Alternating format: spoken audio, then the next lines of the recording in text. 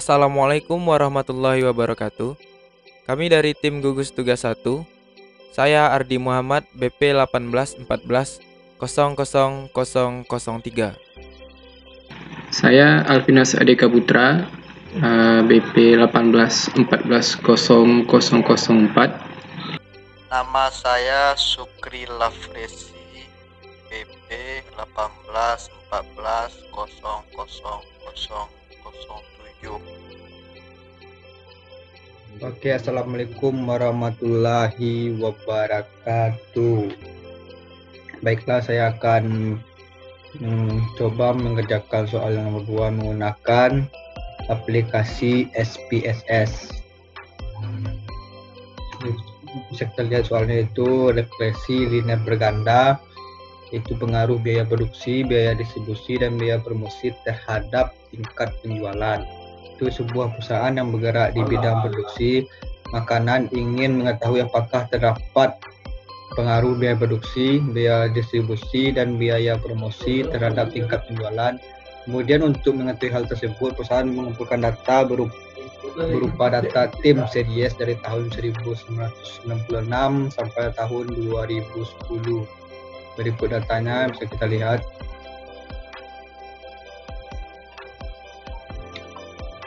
Selanjutnya kita masuk ke aplikasi SPSS-nya. Ini kita masuk ke aplikasinya. Pertama itu kita akan menginputkan datanya. Itu kita lihat dulu datanya itu ada di Microsoft Excel. Sini kita lihat ada tingkat penjualan, biaya produksi, biaya distribusi, dan biaya promosi. Di sini akan kita buat biaya produksi ini sebagai X1, biaya distribusi sebagai X2, biaya promosi sebagai X3, dan tingkat penjualan sebagai Y.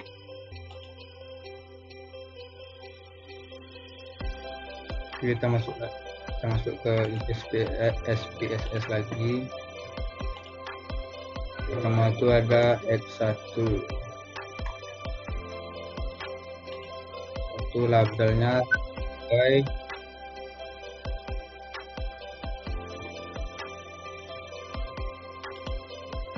sebagai biaya produksi, biaya produksi. Ini right, sebenarnya X2 sebagai biaya distribusi, biaya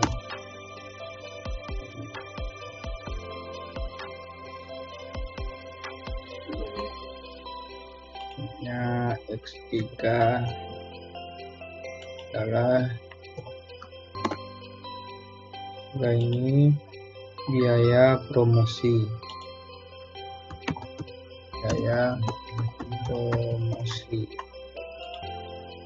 dan Y sebagai tingkat penjualan.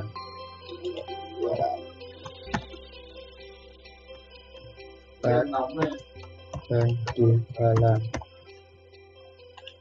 Oke, kita lihat di data view. Sudah ada X1, X2, X3, dan Y. Ini kita akan menginputkan data yang ada di Excel tadi.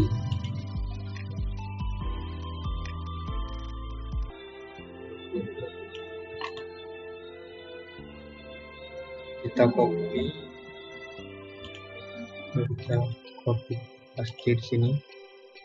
Oke.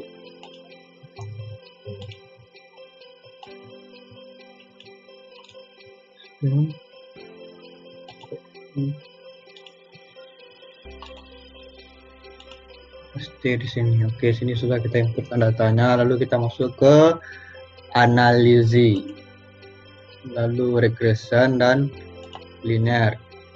Sini ada dependen ini kita akan masukkan tingkat penjualan. dan independennya itu biaya produksi, biaya distribusi, biaya promosi. Lalu kita masuk ke statistiknya itu Dupin, Revenue, dan plots. Ini kita masukkan sini, masuk sini masuk sini. Diperlukan di asumsi klasik, Ini diperlukan untuk di asumsi klasik. Continue. Oke.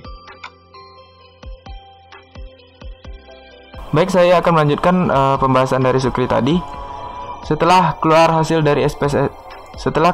dari SPSS seperti ini, langkah selanjutnya yaitu kita mencari nilai T-tabel.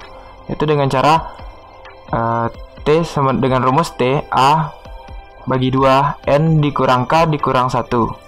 Jadi di sini karena signifikannya 0,05, jadi 0,05 dibagi 2 jadi hasilnya 0,025. Untuk N nya sendiri itu jumlah datanya itu ada 15, kemudian dikurang dengan K. K merupakan jumlah X nya, jadi dikurang dengan 3, jumlah X nya ada 3. Kemudian di sini dikurang 1, ini emang ketetapan dari rumus. Nah, jadi kita harus melihat nilai dari 0,02511 ini pada T-tabel. Di sini ada T-tabelnya. Untuk nilai 0,025 dan di sini pada bagian 11 itu dengan nilai 2,20099. Nah, jadi di sini kita ambil pembulatan menjadi 2,201.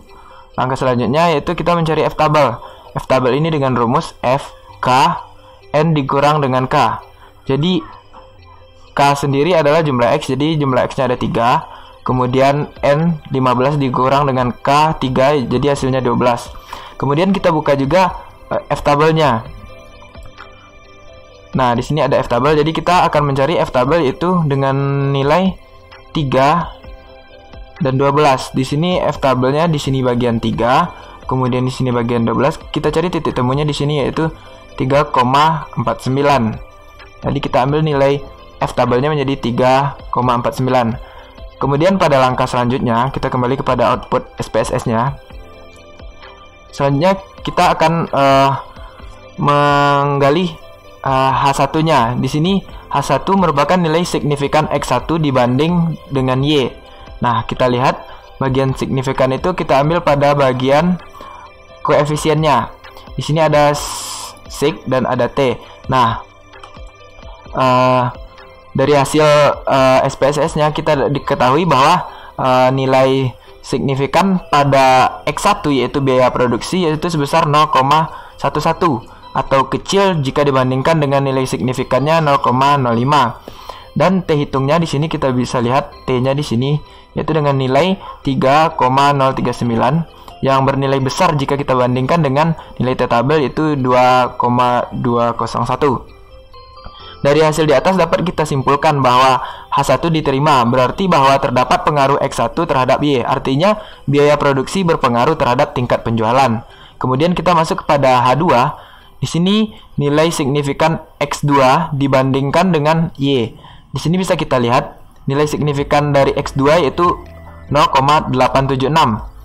Jika kita bandingkan dengan nilai signifikan pada soalnya itu 0,05, maka 0,875 lebih besar daripada 0,05. Dan kita lihat juga pada T hitungnya. Di sini T hitungnya itu sebesar 0,161 berbanding kecil dengan T-tabelnya. Dari hasil di atas dapat disimpulkan bahwa H2 ditolak, berarti bahwa tidak terdapat pengaruh X2 terhadap Y. Artinya biaya distribusi tidak berpengaruh terhadap tingkat penjualan. Kemudian kita masuk ke hipotesis ketiga, yaitu nilai signifikan X dibandingkan dengan Y. Di sini nilai signifikan X-nya 0,00.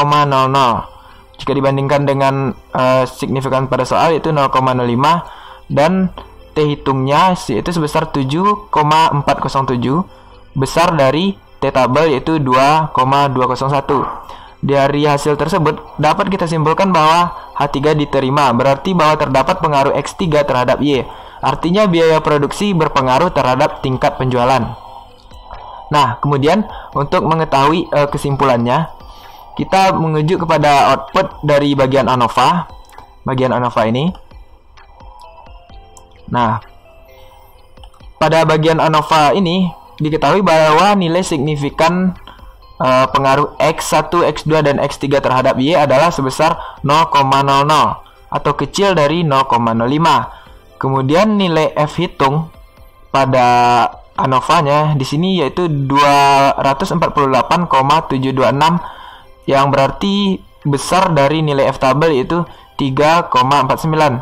Sehingga dapat kita simpulkan bahwa terdapat pengaruh X1, X2, dan X3 secara bersama-sama terhadap Y, yang juga berarti terdapat pengaruh biaya produksi, biaya distribusi, dan biaya produksi terhadap tingkat penjualan. Jadi mungkin sekian pembahasan saya tentang cara atau solusi membahas soal regresi linear berganda. Sekian dari kami tim Gugus 1. Kalau ada kesalahan dalam penyampaian kami mohon maaf. Kami sudahi dengan Assalamualaikum warahmatullahi wabarakatuh.